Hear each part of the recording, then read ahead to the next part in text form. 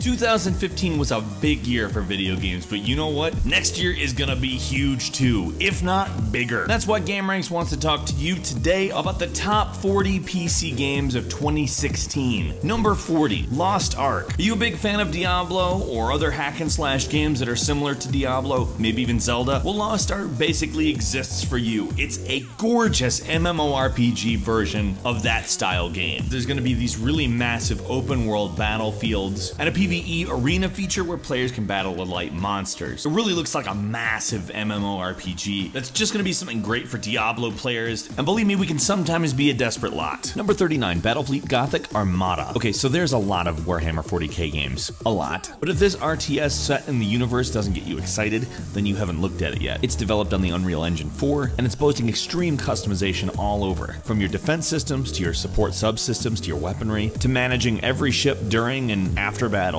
And on top of that, being in one of the coolest universes out there, this is a gorgeous looking RTS. Number 38, Dragon's Dogma Dark Arisen. So a couple years ago, Capcom released an RPG by the same team that made Resident Evil, Devil May Cry, and Breath of Fire. And over time, they've made some improvements to that game through various DLCs, and created a really massive open world that actually engrosses you and makes you feel as though you have consequence within the world itself. This game plays a whole lot like if you combine Oblivion with Monster Hunter, which is a weird combo, but trust me, it works really well. And frankly, there's a certain kind of excitement that comes along with having this kind of game on the PC. Number 37, Homefront: The Revolution. It's just every kind of weird that you want from Homefront at this point. It's 2 years after the first Homefront in 2029. There's a Korean invasion in Philadelphia, and it's obviously your responsibility to stop it. Not exactly a killer plot or anything, but who expected that? Who asked for that even? It's Homefront. It's big, it's obnoxious, and frankly, Philadelphia is a great setting for Homefront. The folks in charge of the sequel are really happy with what they've been allowed to do without THQ's involvement, moving from a very linear progression to a much more open world execution, which, to be frank, that's kind of what Homefront as an idea lends itself to. Number 36, Albion Online is a sandbox MMO. You can play this game on Windows, iOS, and Android, with other people playing it on any of those platforms. And if that makes it sound like it's dumbed down, you're very wrong about that. All the items and buildings are crafted by the players in the world. It has a crafting and player-driven economy, combat to claim territories, or even just attack and watch the world burn. You don't need to care about the spoils to be a victor. And here's the other thing, in the PvP, when you die, people can fully loot you. The combat actually looks pretty unique in that everything is classless, and a lot of people can play it at once on a lot of different platforms. Number 35, Unravel is a physics-based puzzle platform game. It's one of those unique games that just immediately gets a fan base. The mechanics combine traditional platforming with some puzzles that you have to solve using the yarn that you are made of. And I've seen a couple of comparisons to Little Big Planet, but I don't think they're the same kind of game on account that's a creative platforming game, whereas this is a puzzle platforming game with a heavy emphasis on physics that I can't wait to dig into. Number 34, Dreadnought is a game where you take control of a large spacecraft and fulfill the role as captain using the weapons to attack other very large ships. And there's a very specific emphasis on very large ships. This is not like a rogue type situation. You are the captain. It's not going to be dogfights. A lot of this is about strategy, anticipation, and positioning. On top of that, there's multiplayer that sounds pretty damn fun. Number 33, For Honor is a hack and slash game that Ubisoft is bringing out that takes a pretty known concept and grounds it a little bit by not making it fantasy oriented. It's actually intended to be somewhat historical and gives you the option to play as medieval knights, samurai, and Vikings, to give you a few examples. It is a hack and slash, but it's a little bit more tactical, and the battle system is actually called the Art of Battle. And they structured a lot of the multiplayer modes around shooters, with the creative director of the game actually calling it a shooter with swords.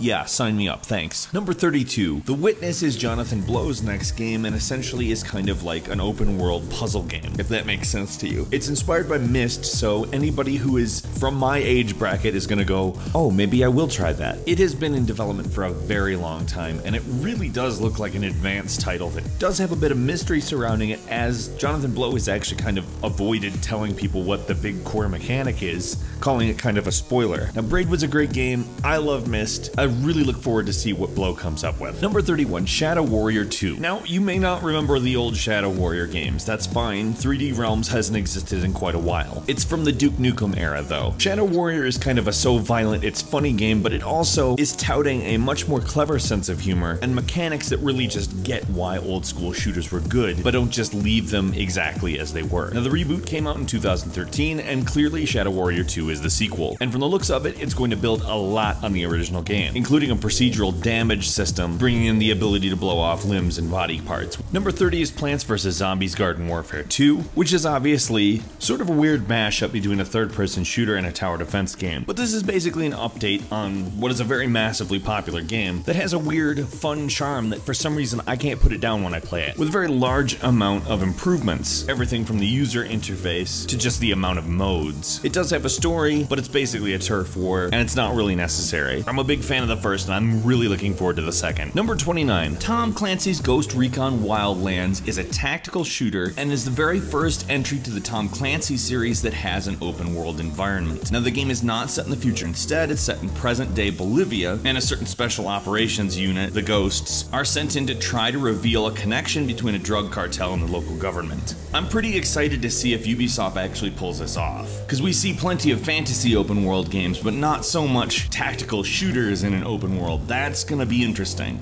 Number 28. Adrift is a first-person interactive fiction game, meaning it's a walking simulator, but let's stop calling that a genre that's bad. They're not always done right, I'm not saying they are, but neither is any other genre. Adam Orth basically came up with this idea after he really screwed up and said deal with it in regards to the original Xbox One DRM stuff. Hopefully Adam Orth is a better writer and game designer than he is a PR man. Number 27. Darkest Dungeon combines a mix of real-time movement and turn-based combat and this art style that is just one of the most memorable I have seen in a very long time. Stress actually plays a factor in this. If stress gets really high and it remains unchecked, they actually develop afflictions, which from the looks of it seem to be kind of like status ailments. I like that. And to just point out one other thing, why is it that side-scrolling RPGs are happening so much and looking so cool? Number 26, Dark Souls 3. Did you like Dark Souls 1, Demon Souls, Dark Souls 2, Bloodborne? I mean, that's a long list of games that are from the same developer that follow a similar formula and are all great. On top of that, they're adding a few combat mechanics like ready stance, which are essentially special abilities. And on top of that, all of the levels are designed basically just to kill you. Tell me, what more could you ask for with a Souls game? Number 25, No Man's Sky. A totally procedurally generated universe that you get to explore in a spaceship, combat enemies that are unique to every planet, and generally just see things that you could probably never imagine without having dipped your toes in No Man's Sky. Everything we've seen of this game looks amazing, and it's almost hard to believe that it's real. In fact, that's the reservation people have about it, if it will actually deliver on the massive promises that it's made. So far, it's looking pretty good though, I have to say. Number 24, Firewatch is this game that looks incredibly interesting. The art style is like a painting that has come to life. You play as Henry and you uncover clues about various weird things that have been happening around you and somehow relate back to a security tower being pillaged while he was out on patrol. Intrigue is what we are dealing with here. It actually relates to real life as it happens in the aftermath of the Yellowstone fires of 1988. Apparently the game doesn't have a whole lot of combat, if any at all, but it takes a lot of its inspiration from BioShock, namely Atlas, and how he interacts with the player. Number 23, Mafia 3 is a highly anticipated new entry to the Mafia series. If you're a fan of either of the first two games, I'm sure that this is a really big interest for you. It takes place in 1968 New Orleans. Oh, it's open world. Hopefully a little less hub-like than previous Mafia games, but still, you'll be able to interrogate NPCs, and on top of that, you can recruit lieutenants from a cast of available characters, including the protagonist from the previous game Mafia 2. Number 22, Street Fighter V. So for one, the art style of Street Fighter V is fantastic. It looks amazing. I have never seen or imagined a Street Fighter that looks this good. And on top of that, they bring back some of the best features of Street Fighter 3, like the EX gauge, as well as the stun meter, which honestly 3 was definitely an underrated entry into the franchise. And though Street Fighter 4 didn't exactly do away with everything, for whatever reason didn't get as much attention as it maybe should have. In my opinion, it's probably because it wasn't quite the transition between 2D and 3D that the Street Fighter V looks to be. Number 21, Endless Space 2 is a turn-based strategy science fiction 4X game. Up to 8 players, either AI or real people playing, basically try to take over a randomly generated galaxy. It had a little bit of a learning curve, but people really liked the original. Endless Space 2 seems like it's a little bit secretive at the moment, but the footage that they have shown is absolutely gorgeous. As far as 4X games go, this might be the one that kind of widens the reach of the genre. 20, Far Cry Primal is an action-adventure game and really isn't that different than the regular Far Cry series on paper, except it's set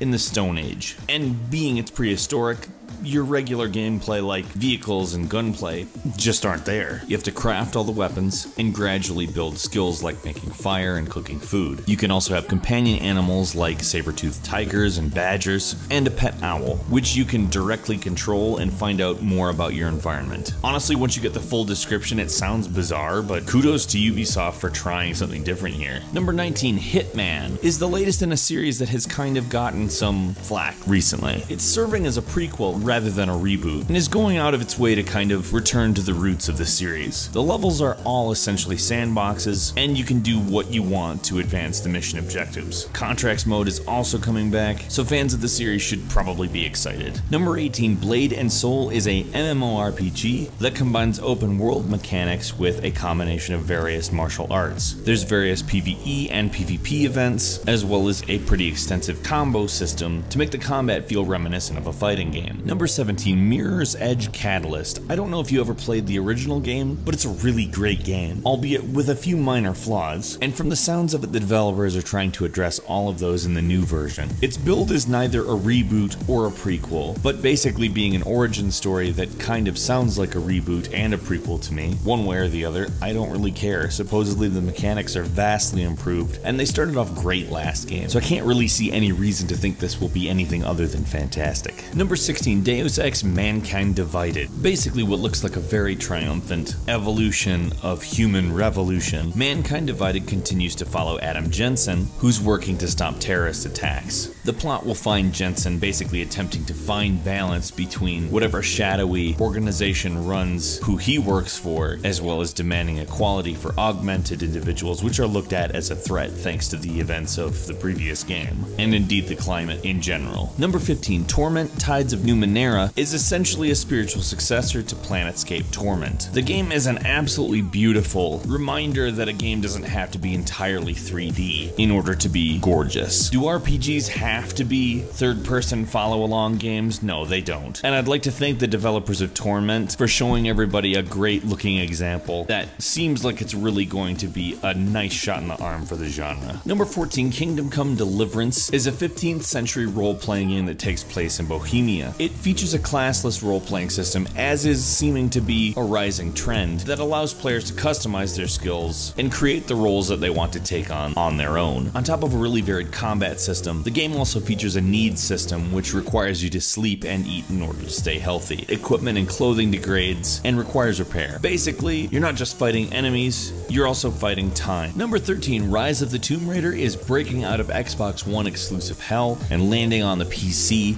in January. Now, if you've played the reboot, you know that the gameplay has improved massively over the original series. But Rise of the Tomb Raider really just refines the idea of an open world game to be something that doesn't distract you away from your main quest. Really, it's a delicate balance, and Rise of the Tomb Raider nails it. I can't wait. It'll be nice not to have to boot up Xbox One to play it. Number 12, Divinity Original Sin 2. What's particularly cool about this is that there's going to be a skill crafting system. Where we've been talking about classless role-playing games for a while now, this is just that to the nth degree. On top of that, it's calling its friendship, romantic relationship, and hatred system Love and Hate. An obvious but well-titled system. Number 11, Mass Effect Andromeda. Not a whole lot is known about this game, but can you believe we're going to be able to continue the Mass Effect series? That's the main takeaway for me. I love Mass Effect. The games are just fantastic, and each entry to the series just got better and better, and by the time we got to the end of it, it was a very smooth, well-polished shooter on top of having a great overreaching plot. I can't wait to dive back into the universe and explore the Andromeda Galaxy with a new cast that hopefully is able to mimic the attachment that we all felt to the original. Number 10, Star Citizen. That's right, Star Citizen is supposedly finally going to launch next year, and that means both Squadron 42 and Star Citizen: The Persistent Universe itself. Both are very different, Squadron 42 being a single-player experience, a campaign that takes place within the universe of Star Citizen, and Star Citizen being a massively multiplayer online persistent universe that you can basically go around and do anything in. If they actually pull this off, color me impressed, because it is possibly the biggest undertaking anyone has ever done for a computer game. Number 9. The Division is a Tom Clancy game in which you take the role of an officer going around a seemingly post-apocalyptic world and fighting with people online. It looks like a pretty innovative game, and we're all very impressed with it. We just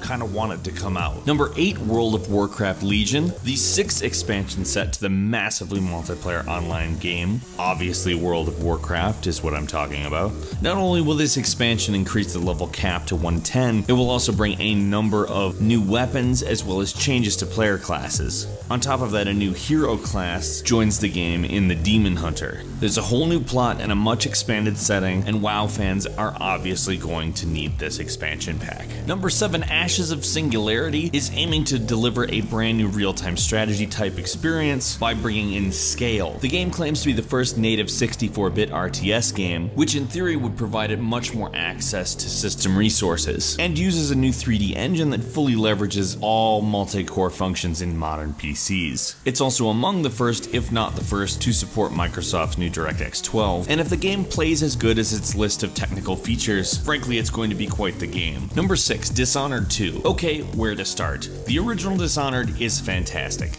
It is phenomenal. If you haven't played it and you like stealth or first-person shooters or unique games or great level design, play it. I really truly cannot imagine a scenario where the second Dishonored game isn't really good. And judging from the gameplay trailer, which shows us so many new powers and possibilities, plus the prospect of playing as Emily Caldwin as a fully realized powerful adult, ooh, I can't wait. Number 5, Total War Warhammer is a turn-based RTS, which follows the Total War gameplay, but places it instead of in a historical setting into the Warhammer universe. And I don't know about you, but knowing how good the Total War games are, and knowing how cool the Warhammer universe is, I have to say my body is ready. Please give me the RTS Warhammer game. Thank you. Number 4, Paragon is a character-based shooter game, and that is kind of the extent we know about it. It's made by Epic Games, who created Unreal Tournament, the Gears of War series, and even Infinity Blade. Now they have a lot of experience with good shooters, clearly. So I'm thinking that Paragon is probably going to be exactly that. Number 3, XCOM 2. This sequel to Enemy Unknown will take place 20 years later and assume that XCOM lost. XCOM 2 will obviously continue the story and build on the turn-based tactics battle model that was really great in Enemy Unknown. Number 2, Overwatch by Blizzard. Okay, yeah, not really known for first-person shooters, Overwatch really looks like an amazing effort out of Blizzard. It's colorful, it's gorgeous, it's free to play, and features squad-based combat for 2 opposing teams of 6 players apiece. It really just looks like a cool world, and the gameplay itself looks like a good balance between arcade and PC shooters. And finally, number 1 is the Doom reboot. What spent many years being refined as first Doom 4, which would have been the newest entry in a continuity, Bethesda and id Software went back to the drawing board and created a reboot. They realized they needed to take the core Doom gameplay and update it. It can't just be another shooter. It's Doom. It's the mother of all shooters. But id Software, under the guidance of Bethesda, who has done the same thing before with Fallout 3, taken a franchise and changed it significantly while retaining great elements from the originals to very good response. To put it in the simplest way possible, I believe it can happen. And after seeing the footage, I am more than excited about Doom. What are you looking forward to the most in 2016? There's a lot of games coming out, so frankly, the choices are not sparse. Leave a comment, let us know what you think, and don't forget to click the like button as well. If you haven't subscribed to GameRanks, now is a wonderful time to do so. We upload brand new videos every single day of the week. The best way to see them first is, of course, a subscription. As always, thank you very much for watching this video, and we will see you next time right here on GameRanks.